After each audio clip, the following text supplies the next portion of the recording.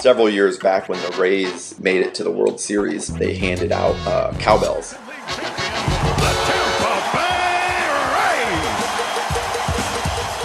That's when you kind of second guess your career. It's just, there's only so much you can do when 30,000 people are all hitting cowbells. The sounds inside a stadium can be unpredictable. But parked outside every major sports event in a semi-truck full of broadcast TV workers, there's an audio engineer tasked with bringing those sounds into your living room. They're called A1 mixers, and they're hired by the network that's broadcasting the game. Basically, the easiest way to describe what it is I do is everything you hear at home in the broadcast I'm responsible for, other than commercials. That means they mix the music, the announcers, interviews, but it also means this, and this, and this.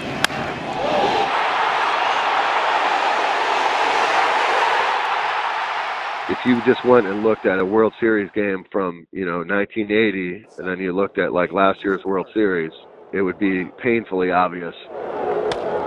Double play ball, Boa, 1, cinch, 2. Can they? Out at second and out at first. That takes a lot of work. To capture the ambience of the space, they point stereo microphones into the crowd.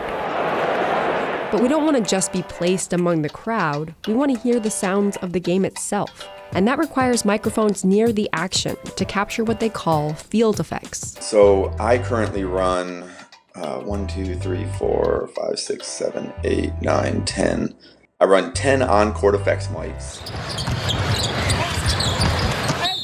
If you're sitting in the stands, you might not hear the sound of the net. But for viewers at home, there's a little microphone taped right under the basket. 5 minutes to go in the half period. In baseball, the key sounds are clustered around home plate.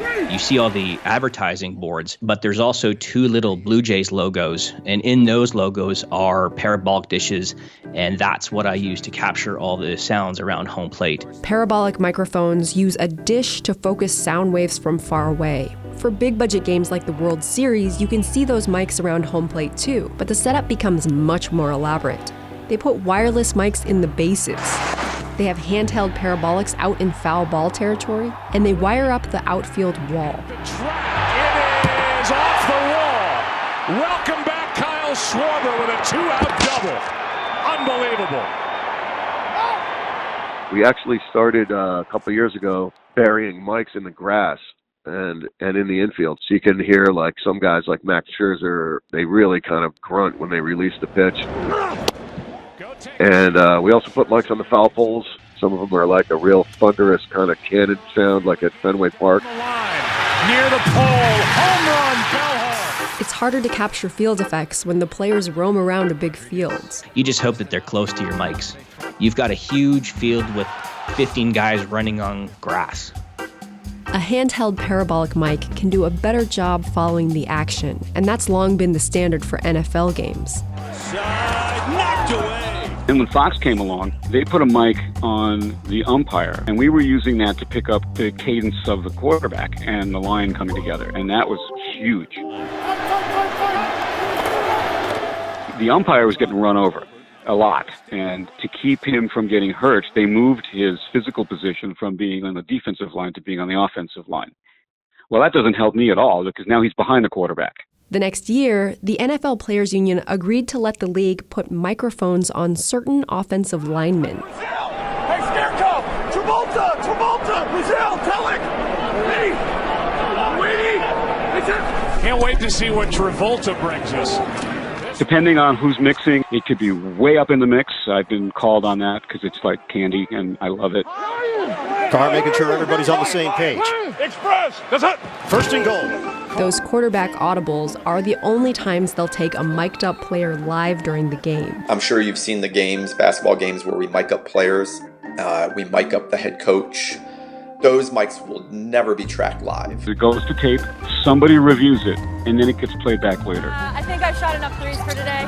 Didn't go quite as well as I would have liked. But the effects mics can pick up angry players too. If something's getting heated on screen, I will, I'll kill those mics. I want people to be able to hear But, I got to be careful. The A1 is constantly adjusting levels throughout the game, and not just to keep the show family friendly. A lot of people would have the thought process that you just set up these mics and you just leave them be, and you don't. You can't. You're talking 20,000 people screaming, you got the PA sounds. So if you just leave all these microphones up, you're not going to get anything. So you're chasing the action with the faders on the mixing boards. The game effects in hockey come from 10 microphones taped inside the glass, and the mixer will fade them up and down to follow the play. They can get those effects to pop even more by tweaking the EQ or equalization. Most people would know it as like a car stereo. You turn up your highs, your treble, and your bass. Well, in our world, it's a little bit more specific than that. We can dial into actual specific frequencies. So they'll tend to increase the high frequency EQs and turn down the low frequency. You don't want that rumble. So you want to hear the skate blades. You want to hear the sticks. You want to hear the pucks off glass. You want to hear them off the post. But all those efforts can be drowned out by the A1's arch nemesis, the PA system in the arena. If I could find PA people and beat them with a wooden stick sometimes, I would. NBA is horrific because they run the PA during play, The PA will bleed into all the mics in the building. 13 goals in their first 2 games in 1982. But the audio team is always there, battling the noise on our behalf. You should be able to hear the announcers, follow what they're saying. The game should be below that, and you should be able to hear everything that's going on in the game without struggling. It takes a lot of work to do that, if we do it right. If you're into sports, then you're probably already subscribed to SB Nation's channel. But if not, go check it out. They've got tons of fascinating series, including one called Beef History, which is about why all your favorite athletes hate each other. Go check it out and subscribe at SB Nation.